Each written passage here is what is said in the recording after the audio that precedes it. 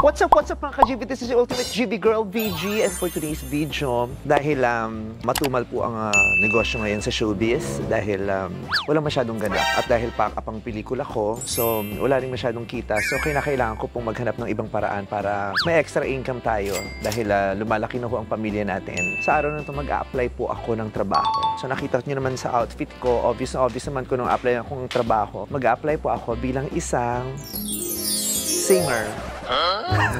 Charot. Mag-apply ako bilang isang babysitter. So para malaman niyo kung sino yung celebrity kid at kung sino yung celebrity mom na pag-applyan ko, samahan niyo ako. Tao po. Hi! Hi po. Kayo po ba si Madam? Harake po. Madam Harake? Oo. Oo, nakita ko po kasi dun sa classified ads yung ano nyo. Saan? Hindi yan sa labas ng pinto ng CR. Yung sa ano po yun, nakita niya daw po kasi yung number niya sa pinto ng CR na ano, nakalagay na. Pinto ng CR? Bakit naman nalagay ko yung number ko sa pinto ng CR? Hindi ba sa loob na? sa loob ng CR. Sa loob, sa loob. May picture niyo pa nga kasama. Mukhang lalaki yung nagdikit ng picture niyo sa loob ng CR. Buti naman at nakita mo kasi sakto kailangan ko talaga na magbe-babysit sa anak ko eh. Kasi gipit na gipit ho ako ngayon. Kailangan ko talaga ng extra income. Alam mo, sakto. Kaya kita ba? Kaya kaya mas gandahan na! So, pwede ho ba akong mag-babysit sa anak ninyo? Kung kakayanin mo yung anak ko, bakit hindi naman? Kaya ko naman ho, laki naman ho ako sa ihirap at saka napakarami ko na ho talagang pinagdaanan sa buhay. So, trained na ho ako sa lahat ng mga pagsubok sa buhay. Pasok po. Ang bilis naman ako natanggap. Siguro it's the looks talaga. It's the looks, yes. Ang OOTD. Meron ka talagang ano eh. Ikaw lang ang yaya na naka-Jordan, ha? Ayan. Ayan. Actually, ano ba? Babysitter lang ba? Hindi ka ba yaya? Pwede naman ho, pero may karagdagang bayad ho yun. Pag tulog ho yung bata, pwede niyo akong utusan ng mga ibang bagay. Okay. Magkano per utos? Pag-uusapan. Depende ho sa level ng utos. Pag medyo mabigat, pero pwede, we can meet halfway. Pwede naman. So, tanggap na ho ako officially. Nag-isip. Sige, pagbigyan natin si Bebe Vice. Arat na, pasok. Arat na! Arat na!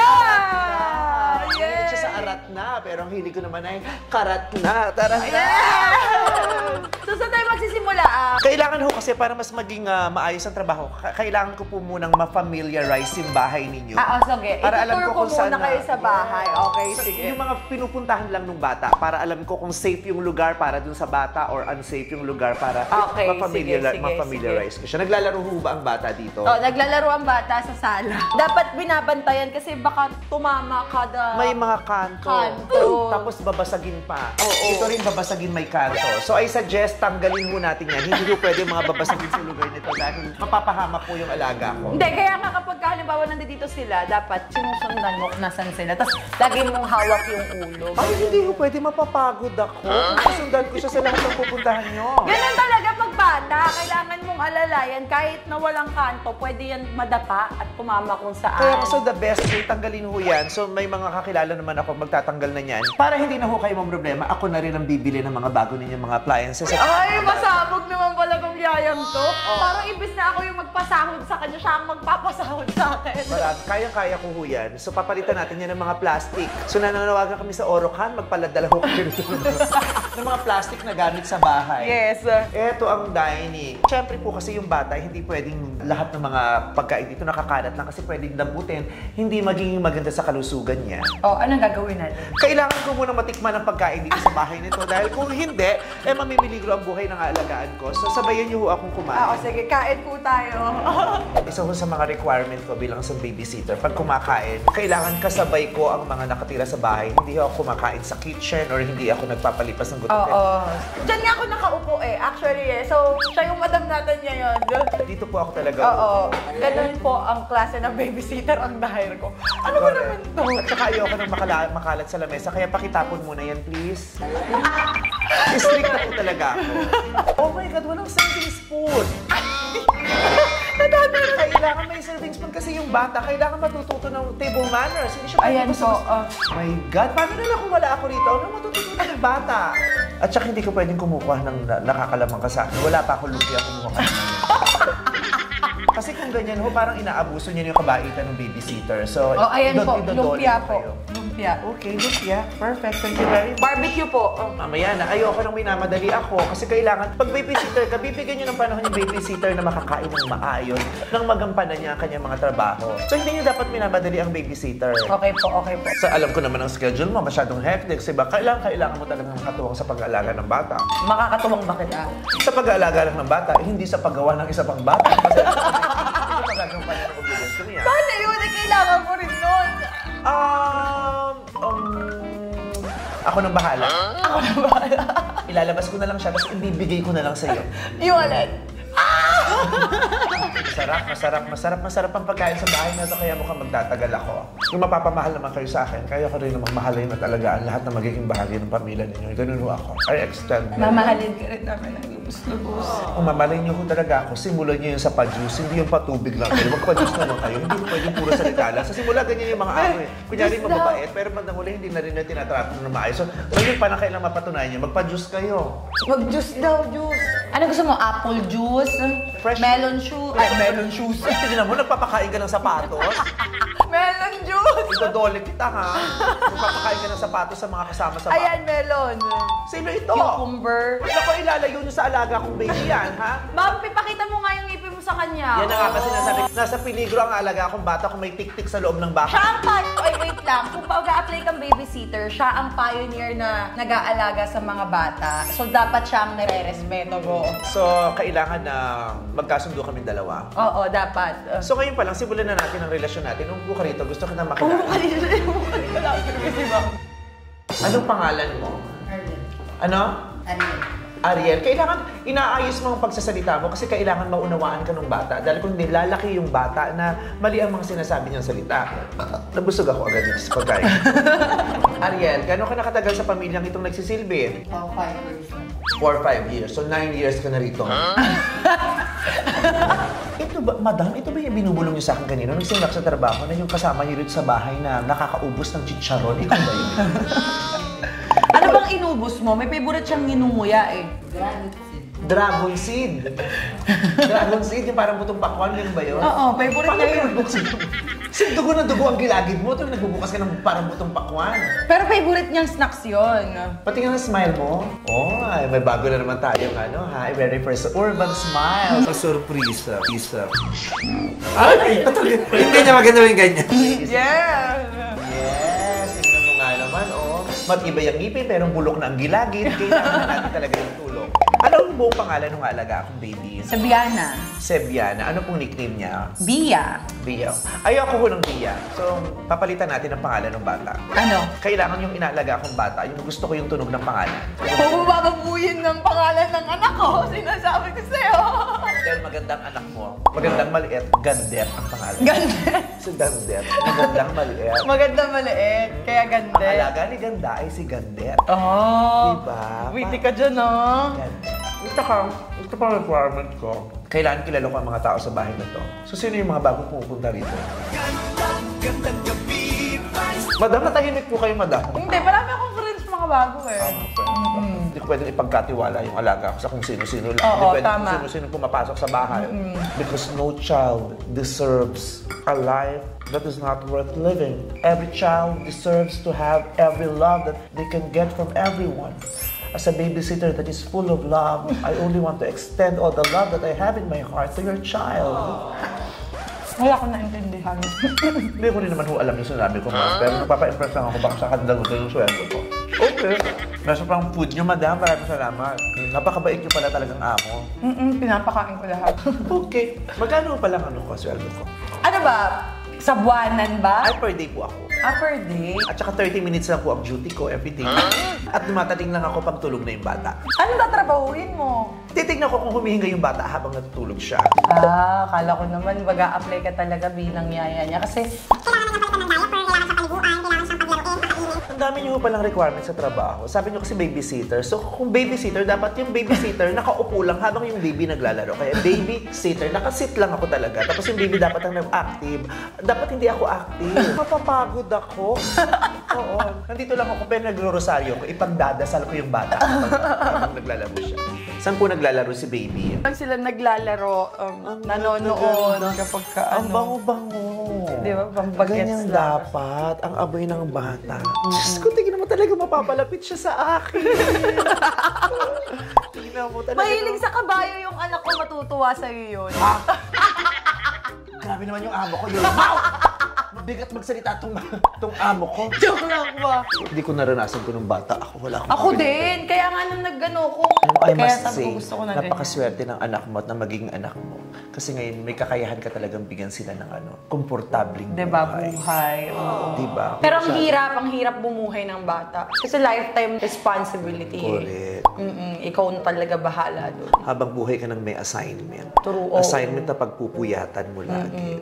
That's very fulfilling, no? Kaya tingnan mo, ang ganda-ganda ng ngiti mo. Diba? Marami ka mang mga unos na hinarap sa buhay. Pero ang isang simpleng ngiti ng anak mo, nagbibigay sa Oo, unos na totoo. kaligayahan. Totoo. Diba? Okay, pupunta tayo kay Bea, pero huwag masyadong maingay kasi balita ko natutulog ang baby ko. Diyos ko, ang daming CCTV. Hindi magiging madali ang pagnanakaw natin sa bahay na ito. First concern ay kung paano masisira ang CCTV ng sa ganun. Tsaka yung kwarto ng anak ko lang ang may CCTV. Para pag lumalabas ako, nakamonitor ako sa CCTV. Parang gising na si baby. Oo, gising na siya. Sino yung kalaro niya? Yaya niya yan. Ayun na! So, yan na yung yayang papalitan ko. Oo, pwede na siya mag-day off. Kasi pumunta na tayo kay Bea. Halika, dali. Yan. Hi! Papasok na tayo sa kwarto ni Bea. Ayan. Pasok po. Hi! You have a new yaya. Bea. Yaya, oh, tingnan mo. Tingnan mo yung dress. Wow! A dress. I am your new yaya, Bea. Ay, mamaya, mga ilang minutes pa yan. Magiging ano na yan. Super cute. Grabe ang yakap niya sa'yo. Oo, pagka ibang tao, pero mamaya, okay na yan. Sa balita ko, ikaw pala ang yaya dito. Siya ang yaya ni Bea, siya ang aking katuwang. Hindi mo ako madadaan sa volume ng hair mo, ha? So, hindi porket ma-volume ang hair mo, kala mo sigurado ka na magtatagal ka rito sa bahay na ito. Oo, siya na ang kapalit mo. Ako na ang bagong yaya. Nakita mo yung outfit. Bongga na outfit, di ba? What's your name? Emeline po. Emily, hindi ka na pwedeng magtagal dito. Dahil yung huling Emily na kilala ko, na exorcist. The exorcism of Emmeline. Hindi secured sa'yo yung alaga ko. Napakagandang bata. Bea, I am your new Kukunin toy. natin ninang yan para sigurado nang malaki yung wallet mo every Pasko. Hindi pa ba siya nabibinyagan? Hindi. Oh, tignan mo nga Diba? naman. Tingnan mo yung katakot. Ningnang. Nahihiya pa siya, wait lang. Bea. Ako, Bea, pag nakita mo yung hair ko, mas makapal pa yung bangs mo sa bangs ko. Nice dress! Tingnan mo si Cinderella. O, tingnan mo si Cinderella, oh. Wow! Wow, princess! Bea. Nahihiya pa siya. Hindi naman mukhang princess. Ay! So, may sinasabi ka sa akin. Ano yung sinasabi? Sabi niyo, hindi ka na mukhang So, hindi ako princess. princess. So, ano ako? Tawang-tawa, pulang-pula yung mukha mo. Kalahati ng Kojic na ubos mo ngayong araw na to. Kandiwata! Oh, bumawi. Diwata. Mukha ka rin namang demon. Tontuwa Ate Emily, Ito ah. yung CR ng bata. Patingin nga. Tingnan Maliit mo, lang. Ayos ba yun? Pumasok ka nga muna doon. Diyan ka muna, huwag kang makalabas-labas yung gigigil ako sa ipapulong kita dyan sa banyo. Hindi totoong nahihiya yung bata. Natatakot siya. Natatakot nga siya. Meron siyang mga karanasan sa yaya niya na gusto niyong ibulong sa'yo, hindi niya lang masabi ng diretso. Paglaki ng batang ito, maririnig talaga namin lahat ng mga kwento ng mga pinagagawa mo sa kanya. Kilala kita. Anong paboritong kanta ni Bea? Ano? Frozen, di ba? Oh, Frozen. Kita mo yung Frozen? Paano yung Frozen? Tawa lang, ha? iPad ka. kaya, oo, Oh, open. Ganon, dapat ipag-iPad mo siya. iPad. Dali na. I-search mo, I-search natin dito, RedTube. ay, hindi. Ay, hindi. Ano ba? Hindi. YouTube. Dapat YouTube. Coco, ayun. Coco Melon. Ay, Coco-Melon, no? Look. Coco Melon, oh. Look. Oh, wow. Coco Melon. Wow. Sino si Coco Melon? Hindi ko siya kilala. Si JJ. Sino si JJ? Pakita mo nga sa akin si JJ. Tignan mo lahat ng anak ko. Ito ba yung sikat na ano, ng mga bata ngayon? Oo. Yan si JJ. Meet JJ. Dapat pala Coco Melon din ang pangalan ko. Magkapareho kami ng hair ni Coco Melon. JJ. JJ. JJ. Ay, ayun. Ay, nakakidis na siya. Ay,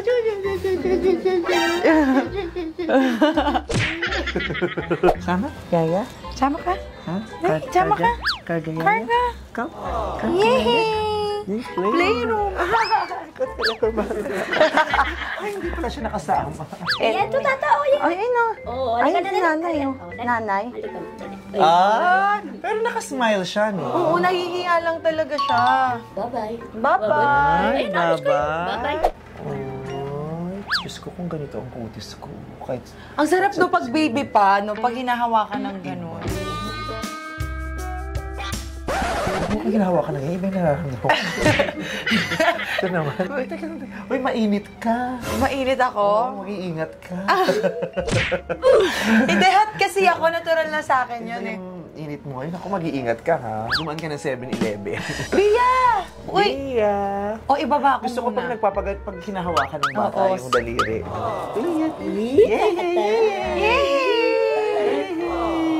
Baba tayo, Baba, Bia. para ma-play siya Dali natin doon. to si JJ. Yehey. Pinapayagan mo na talaga siyang bumaba. Oo. Asan cat? A cat? Where's cat? Cat? Cat daw tawag niya dyan eh. Cat? Horse. JJ. Nakangiti na. Yes, cute ng tao. Oh, halika na. Unggoy. Sana pala si Jong ang pinapunta ko nito.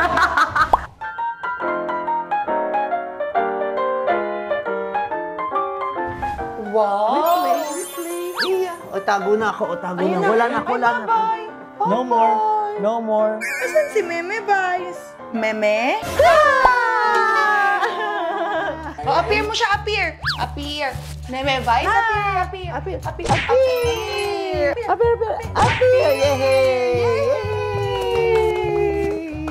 Oh, kiss mo siya, kiss. Ay, kiss. Kiss mo siya, kiss.